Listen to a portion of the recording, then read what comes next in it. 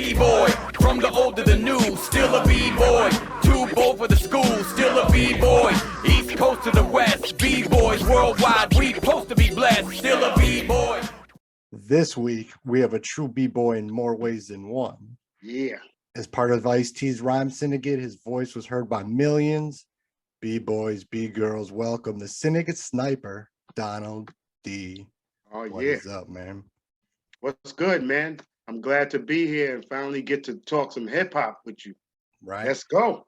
So what are some of your first memories of hearing hip hop? Man, in the park jams back in the late 70s, hearing Kool Herc. So Grandmaster Flash, Throwdown at Off the Park, watching the L Brothers at 63 Park. So that was some of my early memories of watching what was known as hip hop at that time. Right. So at what age did you start thinking, maybe I can do this? When did you start writing or rhyming? Well, I never thought I could do it. It was a place where, so I grew up in the South Bronx with Easy A.D., who became a member of the Kool Herc brothers. And we used to go to a place called the Boys Club, and you had to have a membership card to get in. So there used to be a guy sitting at the door who, when you enter, he checked your number off that you entered into the Boys Club. And we used to go there swimming, play basketball, things like that. But this guy used to have a big boom box sitting there cutting up break beats. So one day he asked me and AD, did we know how to rhyme? And we told him, yeah, but we really didn't know how to rhyme. Mm-hmm. You know, I had heard rhyming from seeing, like at Kool Herc parties, but it wasn't rhyming. It was more like toasting or just shouting out people's names. So we just told the guy we knew how to rhyme, and that's how it started. So at what point you formed the B-Boys group? Right. Early to mid 80s. I know Chuck Chillout was in there. Talk about the formation, how that came together. Yeah, but you talking about before the B-Boys, there's the history before. All right, yeah, go ahead. So when, like I said, we meet this DJ, his name is DJ Rashid, and he has a group called the Assalam Brothers. So me and AD joined his group, and it took me going to a party of Disco King Mario, and I saw Busy B Starsky rhyming on the mic is what made me have to go home and write my own rhymes. After hearing what Busy B did, I wrote my rhymes. So that group didn't last too long. And then me and Easy AD tried out for Africa Islam's group called the Funk Machine, which had an MC named Kid Vicious, LJ, DJ Jazzy J was in the group, DJ Superman and Africa Islam. So basically they liked how I rhymed. I joined that group. And so I went from being on the other side of the ropes at jams or watching Grandmaster Flash and all these guys to now being on stage with Pow Wow, Mr. Biggs, Love Kid Hutch, Lisa Lee, because Africa Islam was part of the Zulu Nation. So now I got to be on those same parties. So that was the Funk Machine, and then from the Funk Machine, we kind of, once hip hop left the inner city, we started doing parties at a club called the Roxy's. And from the Roxy's, we had a radio show called the Zulu Beat. And Islam would play break beats, and I would just rhyme live over the radio. So that's kind of how the B-Boys come into form from the radio station. So at what point was the B-Boys still a group when you initially met Ice-T, a handful of years later? How did you get introduced to Ice-T? Now I know, Africa Islam was huge in producing his first records. Was it through Islam? Yeah, so everything comes through Islam. But like I said, so the first recordings come from me wanting to make a record. And I had a conversation with the graffiti legend Phase 2. At that time, he had a song called At the Roxy's. And I asked him, yo, how did you make this record? And he said, yeah, he made it with a company called Celluloid. And he said, in order to make a record with this company, you have to go talk to Grand Mixer DST. So I said, all right, I talked to DST, and DST basically told me it's going to take 2 years to make a record with that company. At the same time, we're doing the radio station. Vincent Davis comes to the radio show and asks me, did I want to make a record? So that's how I became a member of the B-Boys with Chuck Chillout. So basically, we recorded, you had the 2-3 Break, Rock the House, Cutting Herbie, Girls 1 and 2, Stick Up Kid. We were supposed to make an album, which never happened. So basically, Vincent Davis kind of disbanded the group because Joeski Love Song became big. Then he had Keith Sweat on the label. So everything shifted from hip hop to more like New Jack Swing music. After that, I wound up just making a single. Me and DJ Chili D, we did a song called Outlaw, Dope Jam on a label called Rockin' Hard Records out of New Jersey. So that's 1987. So in 87, Ice-T gives me the phone call in New York about the plans of Rhyme Syndicate. So now you can continue from there. Is Rhyme Pays already out when he contacts you? Rhyme Pays comes, so man, it's a crazy story. So Rhyme Pays was not supposed to have been an Ice-T album. We had a group called the Zulu Kings. Ice-T, Grandmaster Caz, Melly Mel, Busy B, Donald D, Bronx Style Bob, Africa Islam. But a lot of us were still officially signed to record labels. Melly Mel was still with Sugar Hill, Caz with Tough City, I think, Meave Entertainment.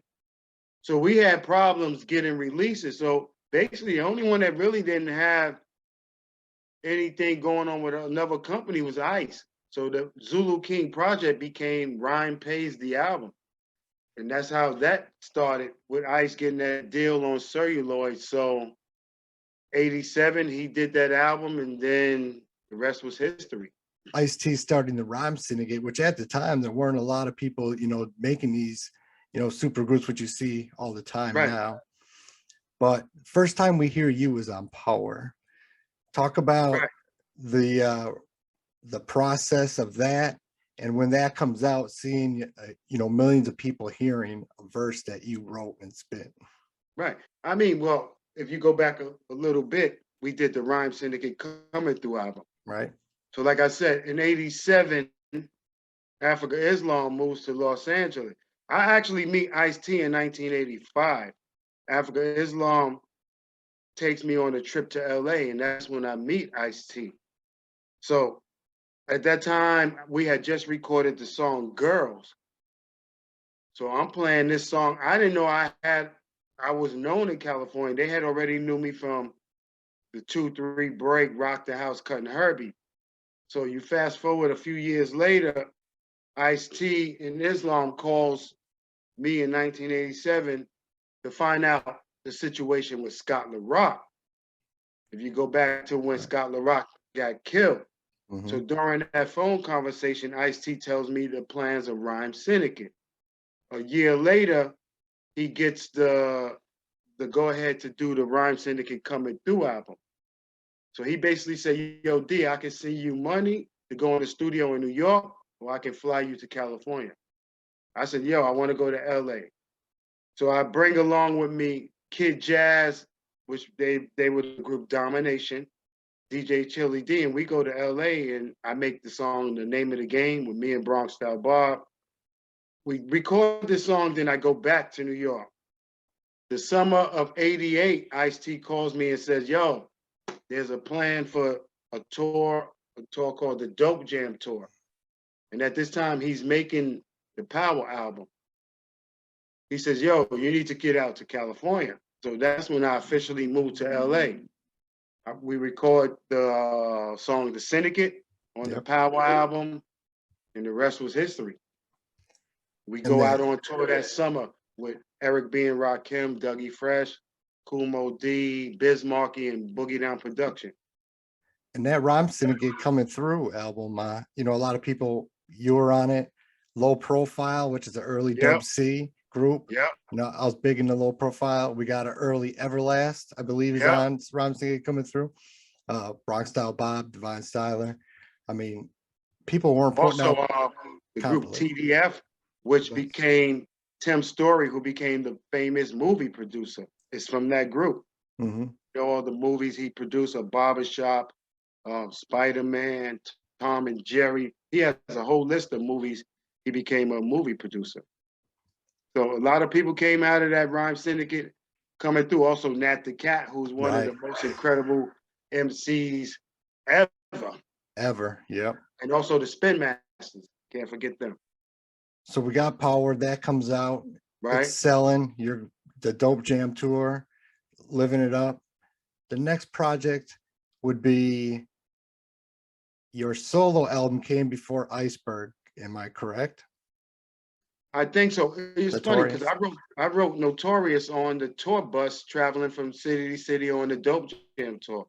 Africa Islam will be making beats on the bus, and I will write. You know, I think the first song I wrote was the FBI song on that tour bus, and that's a good question. I don't know if Notorious came out before the Iceberg. They're both 89, that I know. Right. I think simultaneously. I remember us just going in the studio. We did the What You Want to Do, Right, Big Party and Drake. also we recorded My Word Is Bond, Mm. which in that song I mentioned me hanging out at the White House with Donald Trump, which It's crazy, became right? something true with Donald Yeah. Trump in the White House. So yeah, Yeah, that's good time, crazy. good memories, man, good memories. I can remember when Notorious dropped because I was like, oh, now Rhyme Syndicate members are putting out, you know, their own solo albums. I bought that the week it came out. Right. And that's a classic album to me. I mean, FBI, like you said, just suck. Great, sex song, Notorious, Who Got the Gun, Cool Story, Right. Car Chase, dope storytelling, Lost in a Freestyle with Ice-T. Yeah. I mean, that was a Overnight in the Bronx. right. You know, oh man, A Letter I'll Never Send. A Letter I'll Never Send was a funny song. So basically, I'll tell you a funny story of that song. Yeah. Johnny Rivers, who produced that track, Johnny Rivers also produced the intro on the album, and he produced On Tour. So I was originally going to write another song for that became A Letter I'll Send. So they were talking about LL's I Need Love song, and I was like, it's not so hard to rhyme in that style. So I was kind of just making a joke. And the record label and the manager liked that song. So they wind up making that song, putting that song on the album. I never performed that song, but that song became a big song in Europe. But I never performed a letter I never sent. That was Mhm. based on a true story of a girlfriend I had back in the days in the Bronx. That became a song on the album as just a joke trying to imitate LL Cool J, which I never thought was going to make the album. And Just Sucks was basically a continuation of Ice-T's song, the Let's Get Butt Butt naked Naked and fuck. song. Right. So I said, let's keep that storyline going on. What was it like to, finally have your own solo, see it out there? Was it a different feeling than when, with Ice-T you're just being featured on a song? But how big Right. was it for you? For me, it was a big deal because before then, when I was in the B-Boys, all we did was make 12-inch records. We were supposed to make an album, but that never happened. So to have my own album now was big. I was like, okay, finally I have my own product out on the market. So it only added more fuel to the fire of Rhyme Syndicate because then Everlast had his album, Divine Styler came with his, so we had a lot of material in the syndicate. Then we had singles with Domination, Bango, so everything was moving good. And then Hijack came following that, so everything was good. And I want to mention, the What We Want to Do on Iceberg, that huge Right. posse track, which, except for maybe the symphony, there wasn't, nowadays posse tracks are commonplace. Right. but you know, that's like a 13-minute posse track. I thought that was Beautiful. so dope back in the day, you know, because you didn't Yeah. see that. I Yeah, always like telling stories because when I was on the Zulu Beat radio show, I would have rhymes about a story of me hanging out with Liza Minnelli, the Bruce Lee rhyme, me and Eddie Murphy. So I always had these nice stories. So it just continued when I did the album with the Car Chase song, which when I wrote Car Chase, it was based on me watching Bonnie and Clyde. I thought that would be cool. Me and my girlfriend robs a bank, and now we in this car chase. Who got the gun to me was a great story. I remember PMD from EPMD told me one time on a plane flight. He said, "Yo, who got the gun is one of the greatest story rhymes ever told." And I never thought about it. And I was like, "Wow, dope, dope track." Africa Islam created a dope beat for that.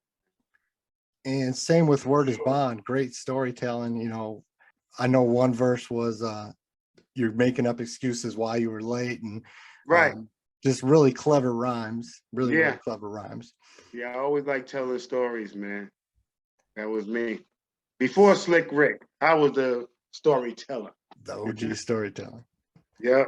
So the next project we hear you on would be OG Original Gangster, Mm-hmm. Flyby, and that might be my favorite Donald D verse ever. I really think you Ooh. kill that. Nat the Cat destroys it. You know, Ice is dope.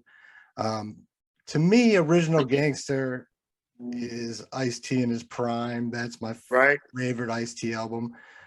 Talk about that recording session, and I believe there was a tour right off of that too. Were you on Right. that tour? Yeah. But Yeah, originally, I was not on Flyby. Grandmaster Caz was on that song.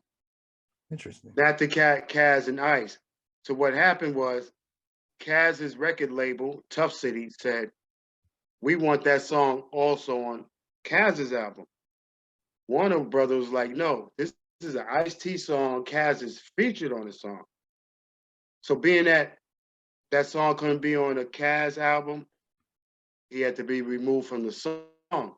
So Ice-T calls me up, "Yo, D, get to the studio. I need you to drop some lyrics on this song." Because originally I didn't want to rhyme on the album. I wanted to do more production, but the album was basically finished with the production from a Latin, SLJ, and Africa Islam. So I was like, okay. I came in the studio because the original version didn't have an intro on it or an outro. Okay. So I added all of that on the song, and Kaz had a dope verse. So I had the pressure to top what Kaz had on there. So I just sat and think, Donald D the smuggler, going for the juggler, firing while I'm hearing police siren. Then at the end, I just took the line that Wesley Snipes said in New Jack City. I wouldn't want to be you, ABC. I think when they Yeah. dropped the guy off the bridge, and the rest was history. We did Flyby. Because you remember on that album, Ice-T did a video for every song, so we got Right. to shoot a video for that. Yeah, I love Flyby. That, like I said, either that verse or I really love your song on the Trespass soundtrack. I'm gonna smoke them. Ooh, That's another dope track of right. yours. And I used to use the Flyby verse as an intro coming out on stage when I dropped the Let the Horns Blow album. Because people love that verse. So I say, I'm going to do that as an intro on the tour. And then if you go to, I mean, so I guess you will discuss about the Let the Horns Blow out Yeah, song. that was my I mean, next. with the I'm Gonna Smoke 'Em song. So, yeah. Right. So you're, like I said, you're on the Trespass soundtrack, which is the most underrated hip hop soundtrack of all time. Yep. I want to show love to that. I mean, Ice-T and Cube had a song together. You had Ooh, Public that was Enemy. dope song. Yeah. You, Dub Scene, the Mad Circle, Gangstar, Black Sheep. I mean, Public Enemy, Lord Finesse, Lord Finesse. Mix a Lot. Oh, yeah. Yep. Checks My Bank. That's such a dope soundtrack, and people don't talk about it enough. Yep. So it needs to get more love. But then your second solo album, Let the Horns Blow. Right. What was that project like putting it together? Was it a different feeling than Notorious? Yeah, because see, Notorious was written on a tour bus and some of it written in California. Let the Horns Blow, I went back to New York on most of it. I recorded a lot of it at Jazzy J Studio in the Bronx. Went from there, created a lot of beats in New York for that album. Um, DJ Aladdin and SLJ did a lot of production on it. We had O&B from the Booyah Tribe contribute bass lines and guitars on it. You know, changed it up, had some singers on it, even did a New Jack Swing type of beat, which really originally was supposed to have been Belle Biv DeVoe singing on the chorus of Fine Girls Are My Weakness, and she gets buck wild, but they were busy on tour, so we had to get some other singers to sing on it.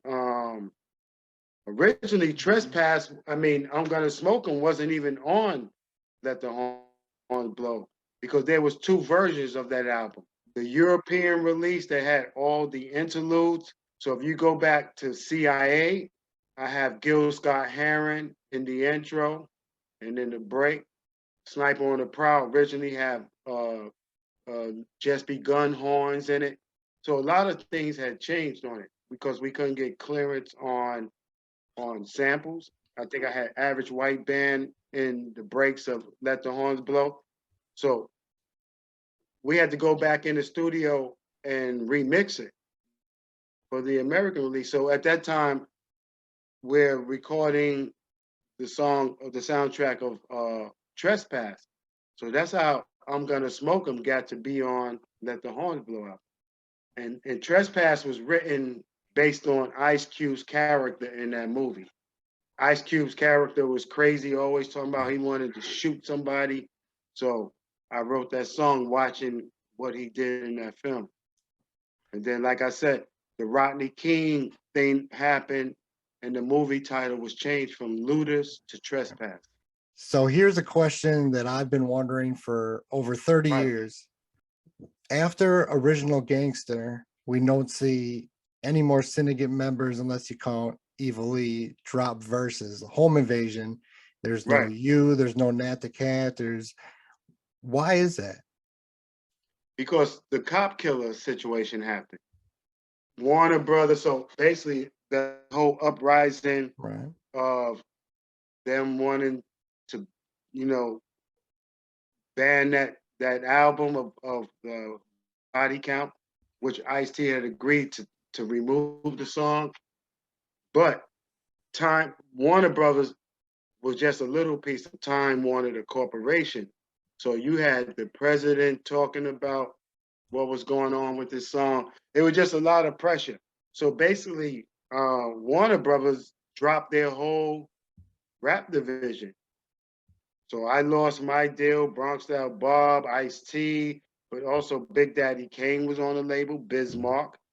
Also, you had the Genius who became the Jizza, and Wu-Tang was on the label. So after that, I was kind of fed up with the politics of the recording industry.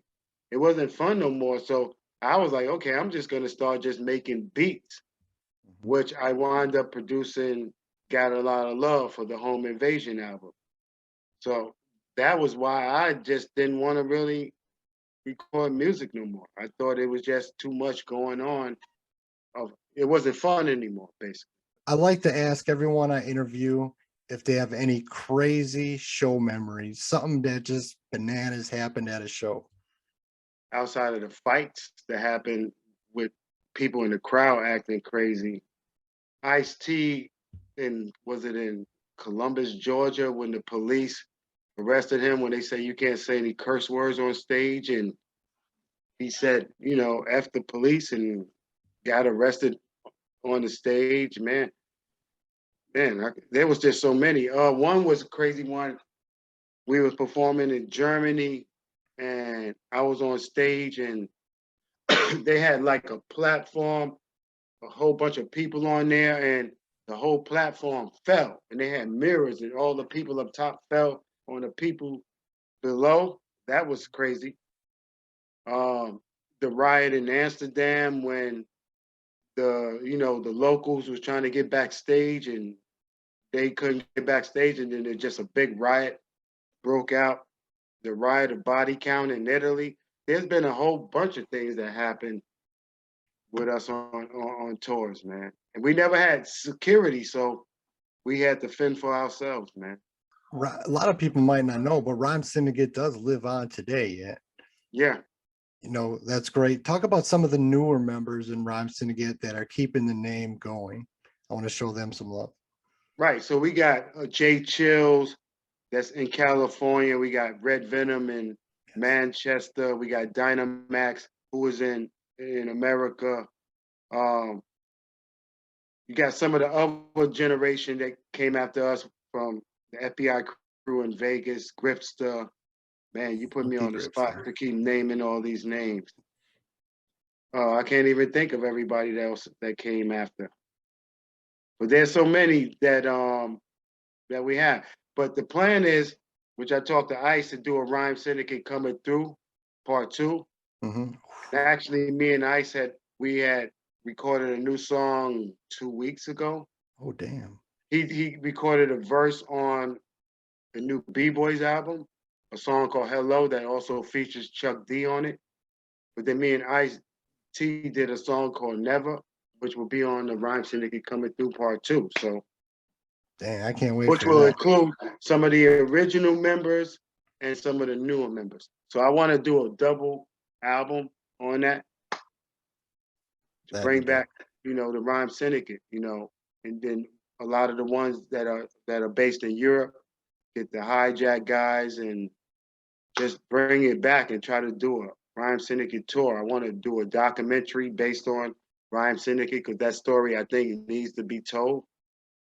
So yeah. So I told Ice, I said, Ice, man, why don't you produce a documentary on Rhyme Syndicate? He said, nah, I don't want to talk about myself in it. He says, why don't you do it? So I said, all right, I'll produce it. Probably get somebody like Chuck D or somebody like, you know, somebody else to narrate it. We put it together because I think we have an interesting story of the artist that was part of Rhyme Syndicate, but not only the rappers, the producers, the graffiti artist that was involved in it, you know, some of the ladies that was part of the syndicate from Gripster to MC Trouble. Nikki D was the original member of Rhyme Syndicate. So, you know, Darlene, the syndicate queen, you know, there's so many different stories within the Rhyme Syndicate, you know, that never was told. So now I'm going to go to the second part of my interview, which is just talking some basic hip hop shop. Okay. So I call this segment This or That. I'm going to give you two options and you're picking the better option. And these are albums. Choice is yours. You can get with this or you can get with that. You can get with this or you can get with that. All right, we're going to start with Ice-T. Power or Iceberg? Wow. I would say both. Okay, I got to pick one or the other. I'll say Power because that was groundbreaking. It was probably It was the groundbreaking. best hip hop cover of all time, top 5 or 3. Yeah, I remember Glenn Freeman shooting that album cover, couldn't keep his hands steady, especially shooting the parts of Darlene. Right. Yeah, I don't blame him. Which some of that footage is in the Iceberg video. Mm-hmm. Yep. Yeah, Power. So then what about Power versus Original Gangster? Oh, Original Gangster, man. Original Gangster was it. Every song on that album I thought was top quality. Ice really went in hard on that album, man. I loved every song on that. What about Donald The Iceberg D? is an incredible album, though. It man. is. It doesn't get talked about enough. It kind of gets skipped over, but there were some dope tracks on Iceberg. And I like how on Iceberg, you know, Ice always tells stories and they got all our names in it, whether it's Evil's name, my name, Right. Charlie Jam, Hen G, Islam. You know, he always told great stories with our names in those songs. So what about Notorious or Let the Horns Blow? Got to be Notorious because that was the start off. You know, got some great songs. I mean, with the car chase, you know, all the stories I told on it. So, Who Got the Gun, Notorious. Yeah, I got to go with Notorious. Eric B and Rakim's Paid in Full or Big Daddy Kane, Long Live the Kane? Gotta go with Eric B. and Rakim, man. Rakim was groundbreaking, man. And he made some of the greatest songs ever, ever, ever. One of my favorite songs he ever made was Lyrics of Fury. Mm. Just the way his word play on there, the Punisher, you know, don't sweat the technique. Man, Rakim, man, ahead of his time. Know the ledge, come on.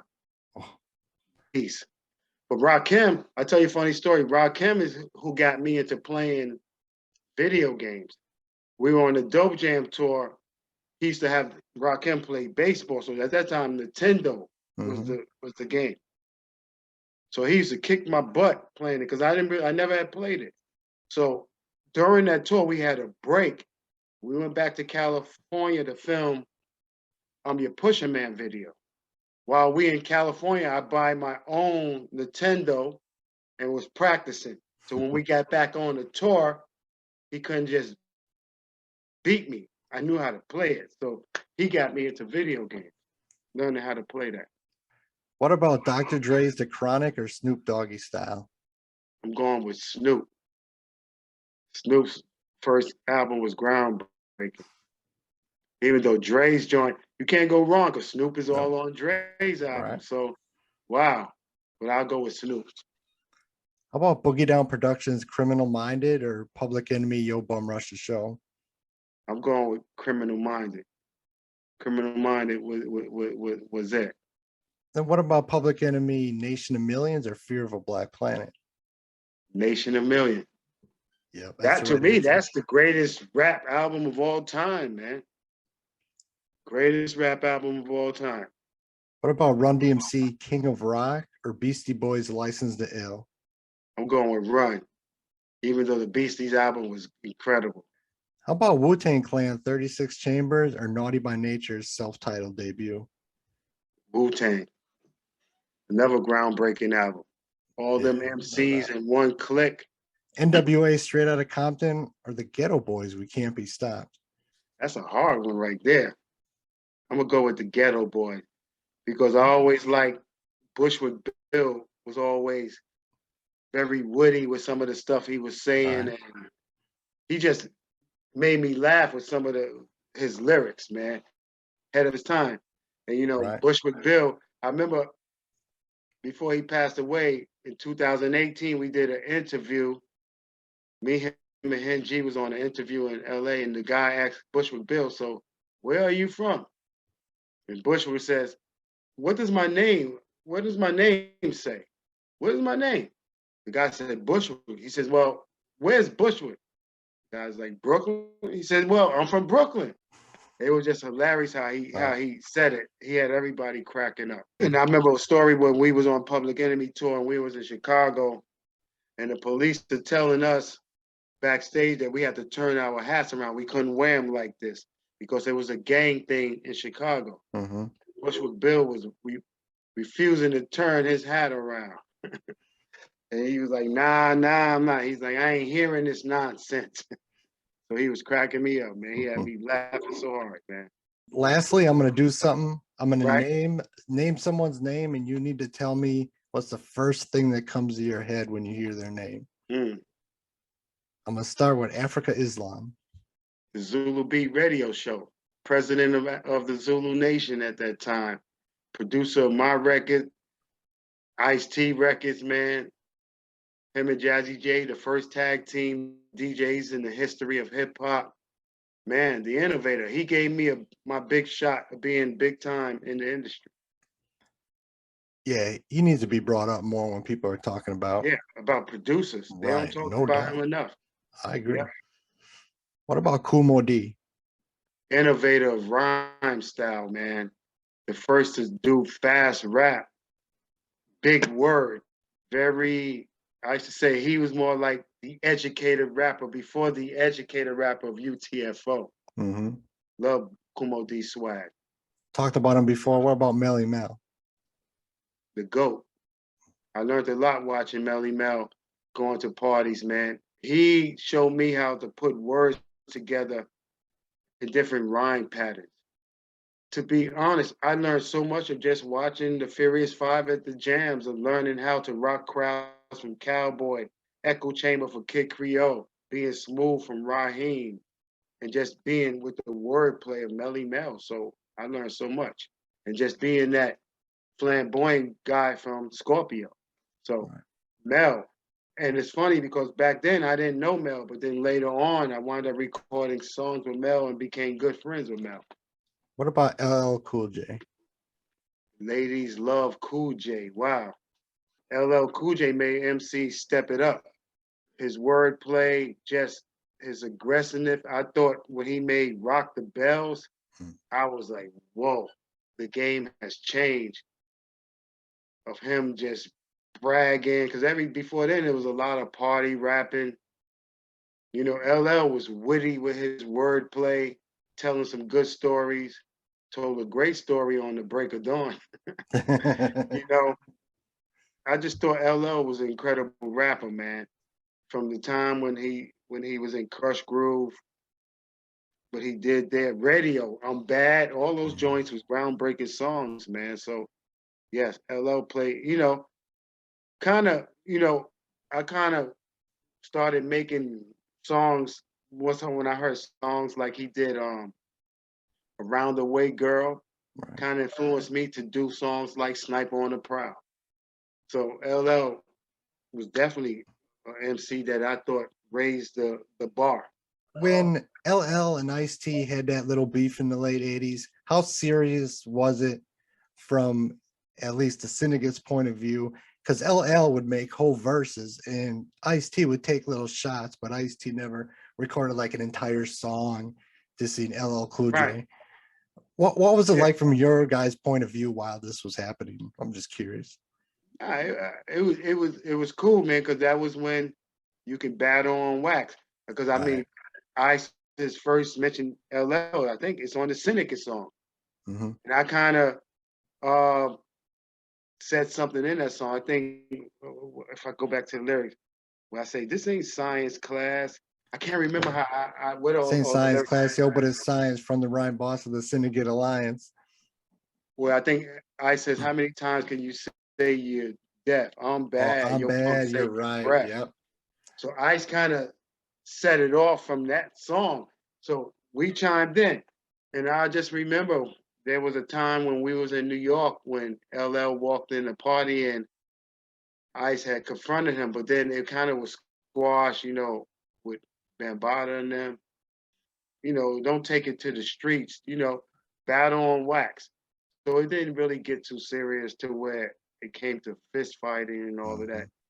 Mhm. Today's rappers, man, if you diss each other, man, you wind up in a coffin. What about Nat the Cat? Man, the Syndicate rhyme boss. To me, Nat is one of the greatest MCs to never make an album. I like his verses on the Posse Cut. I thought Nat, man, is just lyrical on Flyby, on Mhm. his song on his Sun Coming Through album. I always said, man, Nat, if he did a full album, it would have been so dope. And it's funny because I asked Ice 2 weeks ago. I said, "Yo, man, where's Nat? Man, I want Nat on the project, man. So hopefully I'll see Nat. I'm gonna be in California in a couple of weeks. I hope I see Nat and go in the studio and record some music with him, man. Because Nat is an incredible MC. I always kind of wonder what happened to him because I never really heard anything after, Yeah, OG, him on right. anything. Right. And he's put out some music that never really was released. What about Easy E? Well, I didn't really know Easy E that great. I met Easy when we were on the Public Enemy tour. But I knew Easy more as looking at him more as the business side of NWA. He was the one that made everything move. I never really looked at Easy as an incredible MC, even though I liked some of the songs he did. He was an incredible businessman to make NWA become what it was, man. And also moving Ruthless Records. He put out Terry B, who at Right. that time was the girlfriend of Everlast. I was actually in her video, Murder She Wrote, What about Schoolie D? PSK. That's the birth of Ice-T, 6 in the morning. I met Schoolie because we did shows with him when I was in the B-Boys. So if you go that that year, PSK, we have girls. So we go to Philly and we're doing shows with Schoolie D.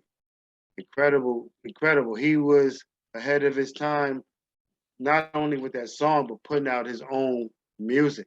Not too many artists was doing that because everybody else was affiliated with an independent label at that time. So Schoolie D kind of showed everybody that you can put this music out yourself. What about Darlene, the Syndicate Queen? That's my sister, man. Darlene, wow. I always said Darlene was an artist before she got with Ice. She was rhyming, she was dancing at the Radiotron, really down to earth, man. She always was supportive of everything, not only Ice's music, but everything that the artist was doing in Rhyme Syndicate. Support, whether being on stage, singing our lyrics, supporting us, being in the videos, man. She was the queen of the syndicate, man. What more can I say? And I like how later on she does the podcast with Hmm. with Corey Holcomb and everything. So she found her niche. Got to bring her out of retirement and feature on Rhyme Syndicate Coming Through Part 2. What about Eminem? Funny thing, Eminem is a big Rhyme Syndicate fan, but I never met Eminem. I know when Ice had him in the Art of Rap Right. movie, he spoke highly. I know he had his beef with Everlast. Yeah. But to me, Eminem is an incredible MC. His wordplay and his incredible wittiness, you know, makes incredible songs to me. Stan, see, because I like storytelling Right. songs, so that Stan song to me is one of the greatest rhymes stories ever told. Great writer because he did a lot of writing for other artists. So Right. I put Eminem. Eminem is in my top 10. What about Above the Law? Wow. Cole 87 and them guys. They had some good music, man. I mean, to me, they was like a spinoff of NWA to me. Right. They were what you see them, that's West Coast music right there. Evil E. The great, Yep. the technician behind Ice-T, man. The pimp behind the wheels. Evil E dope, man. First met them when they did the Spin Masters joint on Bustin' Loose. Dope, man.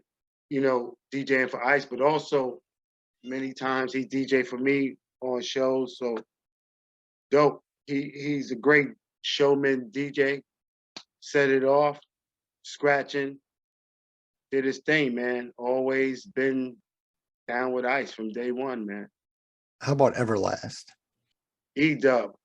First time I met Everlast was during when he did syndication. I always go back to the beginning. I remember a lot of syndicate members at that time was kind of upset that he was the first to get the album deal. Yeah. But for me, I was like, yo, syndication was a dope song. So I thought he deserved it because that was a great jump off for him. He included me on The Rhythm, which was a dope song. The first album I thought was really good. I just don't think Warner Brothers promoted it right at that time. But I always thought Everlast was incredible MC at that time, and he even took it to another level in House of Pain. Right. Always loved the music that Everlast put out. And then to this day, to the Whitey Ford stuff, man. So Yeah. Everlast really, really did his thing. Yeah, he's still a dope MC. Yep, All right, two more. Curtis Blow. the king of rap. I mean, he's the first one to do, to get the major label deal, to do big major concerts with R&B artists. Just saw that he posted on Facebook that he was the first rap artist to perform in Madison Square Garden. And he was on the bill with Commodores and Bob Marley. So you look at that, that's groundbreaking to the path that he set. Made some incredible songs. I mean, the basketball song I can love that still song. fit in to this day in the NBA. I got to tour with Curtis Blow. We did a song together called Old School Jam on a DJ Honda project. Man, innovator, man. He helped birth Run. Right. You know, he did a lot for hip hop. And I'll end it with Ice-T. That's my dude, man. Learned a lot from Ice, man, on how to make moves in the industry. Even though Ice was an MC, but he showed the business side early in the game. Because when I meet Ice, Ice is already driving a Porsche, living a plush life. When us as rappers in New York ain't living nowhere near that life. Mhm. So just being around Ice, recording habits, his writing was, man, just showed me a lot. Helped me also step up my game, just how he looked out for everybody, included everybody on songs and just wasn't, didn't think that he was bigger than anybody outside of not just of artists, but within the syndicate. Always was a team player. So to that, I'm grateful, just being part of it and still friends with him to this day. Got to hang out with him, like I said, a couple of weeks ago, went in the studio, recorded 2 new songs. Looking forward to seeing him when I get back to New York from California, man. The OG, the original gangster, man. Got to tour the planet with Ice, man. So great memories of just being part of the Rhyme Syndicate with him. So that's what I got. Want to plug your pluggables? Where can people get at you? Social media? Right. So Donald D. Bronx on Twitter, Instagram, Facebook. Got the new B-Boys album coming soon called We Get Down. Right now we got the maxi single called What You Gonna Do. All this music is on Chuck D's Split Slam Records, which Chuck D is bringing out a lot of artists from back in the days. Chill Rob G got an album out. That's a song they're coming out with an album. Ooh. There's a DJ named DJ M Rock, which I feature on his album. Me and Coogee rappers on a song that's dope. Chuck D is releasing music on the label. The B-Boys album, dope. The Donald D's album is coming soon. Rhyme Syndicate coming through, part 2. Hopefully a Rhyme Syndicate tour. Let's go. Yeah, if that tour happens, I will be there. All right, I'll keep in touch. I'll let you know when it drops. All right, thank you Chris. again. Have a good one, man. Thank you for the invite. All right, my peace. brother. Have a great evening. You too.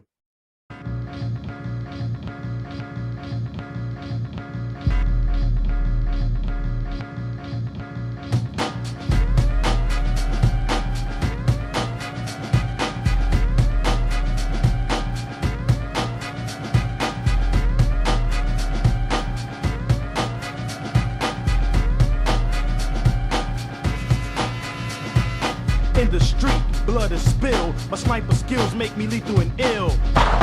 The fat lady sang from the ceiling. I watch your body hang. This is the payback. My trigger I pull back. The cap is peeled back for giving me feedback. I want the loot. You got the loot. Give me the loot. I won't hesitate to fucking shoot. Night stalker, I talk street slang. Fuck that shit. I don't play no games. No remorse. My mind's on psycho. Watch me float on the angry tempo. Load the clip. Let's take a trip. You tried to flip my blade. Terminator his lips. Sucker. That's why you're tossed up for trying to double cross the boss up. I move in silence in a world that contains much, much violence. Sex and drugs, hoods and thugs. FBI got my damn phone bugged. I'm gonna smoke him. Let's fuck him down. I'm gonna smoke him. Let's fuck him down. I'm gonna smoke him. Let's fuck him down. I'm gonna smoke him. 12 o'clock, me and my posse hangs out. Niggas act a fool, now bullets ring out. I duck for cover, cause with bullets you can now reason to catch a body. It's the season, niggas still busting, cops go rushing. I'm fussing, but my cousin don't mean jack nothing. No arrest was made, there was no homicide. So the pigs in blue start to drive. Inner city blues is nothing new. We go to the store to buy some brew. On the payment, I pour some ale for my homies who died, my homies in jail. Skins with sex to Lynn. Stood out y'all like a shark's fin. A cutie with a weave to her booty, shakes a rump to the funk that the car system pumps. She wants to sex me up, sex me down. I smack it and I flip it and I dick her down. Check it. Now she wanna play footsie, but I want the loot and she's just pussy. From the window, I see the police. They want me to rot in the belly of the beast. You wanna cuff me, come and get me. My Glock is cocked, it has a temper, shit, G. I'm gonna smoke him. Let's fuck him down. I'm gonna smoke him. Let's fuck him down. I'm gonna smoke him. Let's fuck him down. I'm gonna smoke him. Let's fuck him down.